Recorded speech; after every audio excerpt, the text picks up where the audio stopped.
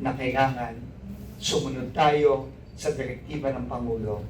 Ang focus natin dapat ay magtrabaho para sa ating mga kababayan. At itong paghihingi ng courtesy resignation ay isang napakalakas na simbolo na the government of President Bongbong Marcos means business.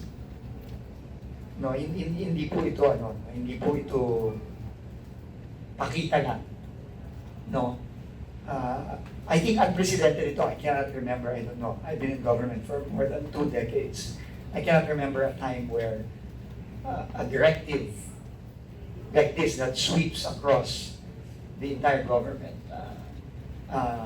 has ever been done by a sitting president.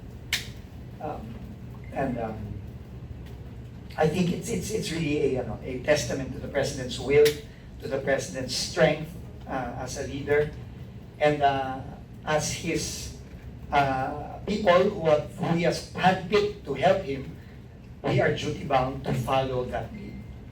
No, and I will submit my courtesy resignation. In fact, I will sign it right after this, and I will send it right after this this press conference, because that is our responsibility. But I think on the last note, the most important thing I think that this message sends is that alam mo, typically ang mga kabinete, ang laging sinasabi ng kabinete is we serve at the pleasure of the president. Totoo naman yun. Pero itong ginawa ng presidente ito, itong mensahe niya, nabasa ko yung statement ng Malacanang, hindi lang serving at the pleasure of the president.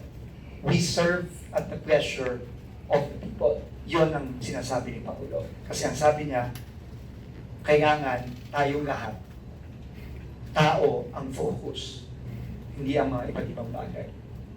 So with that, I serve at the pleasure of the president, and most especially, we all serve at the pleasure of the people.